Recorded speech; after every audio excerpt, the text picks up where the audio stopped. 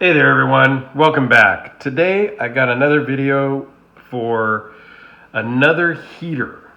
My last Heeter MOW video did really well, so I figure I would show you its little brother, the POW, the prisoner of war. So let's jump right into the specs and then we'll compare, because I do have the MOW out here at the table also, along with a couple other size comparison ones. But let's jump right into the POW specs. So close length is 5 1/4. Overall length is 8 inches. The blade length is 3.18, which is from the edge of the scale to the tip of the blade. And the edge length is 3.04. The blade thickness is 0.20. The blade steel is CPM 3V, as is the MOW. Weighs in at 9.6 ounces with an overall thickness of 0.65. And it does run on bearings. This one is a bit tight. I need to actually, I think, take it apart and clean it out and see what's going on, because it's a little bit stiff in there. To be honest, I generally don't ever take my knives apart. In fact, I don't think I've taken any of my knives apart. So this may be the first one I do that on. So you can tell that this one is more refined than my early model MOW. So this one, shoot, I should have brought out the cards. I don't remember what year this one was made, but this is one of the early ones. This is number 32 MOW, and I'll put a link down below in the description to the video of this one. And also, while we're talking about that kind of stuff, please like, comment, subscribe, all that YouTube jazz. But you can see where early on he just stamped, kind of hammer stamped in his name, as well as the number and the MOW. Here on the later models, even on this Generation 2 MOWs, this is a Gen 1, he has this, etched in, engraved in. Same with the POW. And then he does stamp in the number, which is cool. But you can bulk make some of these other handle pieces to, just be a little bit more refined. Another refined piece is it's very chamfered on the edges all the way around. Whereas on the MOW, it's not. It has some grinding, but the actual edges aren't chamfered. So it's, again, just a bit more refined. It still has his grenade pin lockup deal, where you can take this pin, and I just brought one pin out because I have both knives. This pin goes through scale 1, through the blade, and through the back scale number 2. So even if you are to disengage the lock, the blade is not going to move or anything. It really locks it into place. So with the pin in place and the lock engaged and holding it, you don't have to worry about that lock ever failing. So it is a titanium frame lock. It does have a steel lock bar insert, and it does have an over travel stop, so you can't unspring the lock. It does have skull crusher, which I believe is also the same as the blade, the CPM 3V. Not 100% sure on that, but I believe it is. Again, it's really just more refined. Now, when we compare it to its big brother, you can see the size difference. And so whereas the overall length on the POW is 8 inches, the overall length on the MOW is 9 5/8. We go from 12.9 ounces to 9.6 ounces. Overall thickness is about the same, 0.67 and 0.65. And the blade lengths you can see also are different. 3.87 inches and 3.18 inches.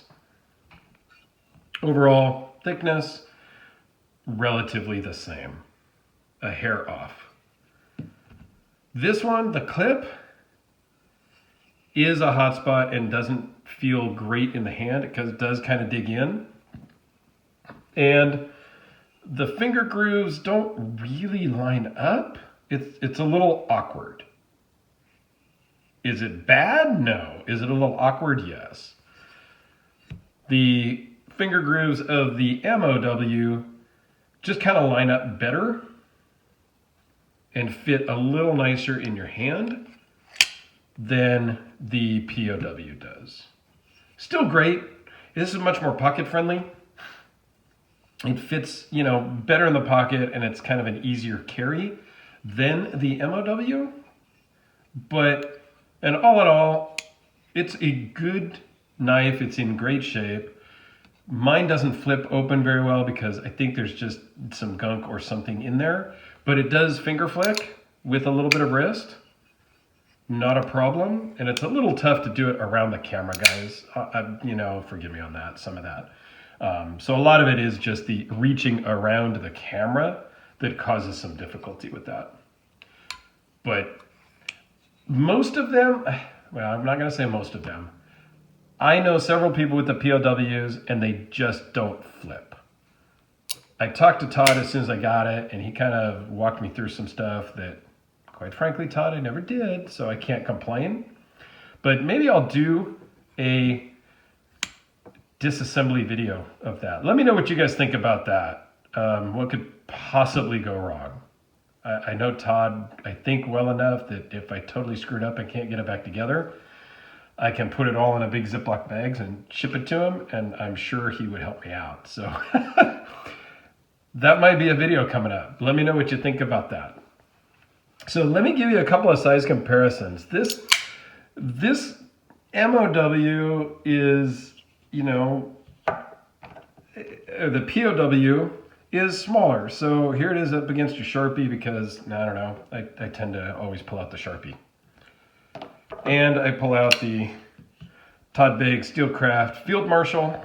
Move these up a little bit because it's a little bit low on the camera there, sorry. And then everybody's favorite, or everybody kind of knows about, the Chris Reeve Sebenza Large 21. So, as you all know, I have a lot of Medfords, kind of a Medford fan. This is very much akin to the Praetorian Genesis. It's not exact same size, but it's very close in size. So the guys that are into Medfords will appreciate the fact that it is Genesis size. This particular Genesis, I will do a review on at some point, is a little different because it is thicker than your standard Genesis. So it's actually very, very close in size to this POW. But I will do a review on this one at some point in the future for sure, I promise. I'm just getting through all the Marauder family of Medford knives first. And then we'll jump into the Praetorian family, and that one will make a special appearance. Don't worry. Again, I thought that these two really made a good matching set. I actually had gotten a different POW first that was more bronze. And then a guy on Facebook had this one. He was willing to actually trade me, just straight up trade, and off you go. Because this one matched this one so well. And my MOW was my first heater that I ever had. I ended up with a couple of MOWs, a couple POWs. I had an MFer, which was his fixed blade, and a one of his IED knuckles, which I've moved those on. And I even had one of his little dog tag blade ones. And again, that's also moved on. So anyway, I thought I would show off the Heeter POW. It does work. It is not super ergonomic, but again, it fits in the hand really well. It fits in the pocket a lot nicer than the MOW, but the clip is a bit of a problem. Mine is rough, but I also know some other people that just can't really flip them. It finger flicks great. It flips with some wrist, fine.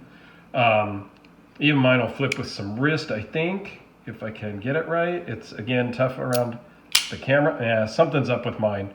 So, anyway, here you have the Heeter POW along with the Heeter MOW. So thanks a lot for watching. Let me know what you think of the heaters. I'm always up for normal debate and comments.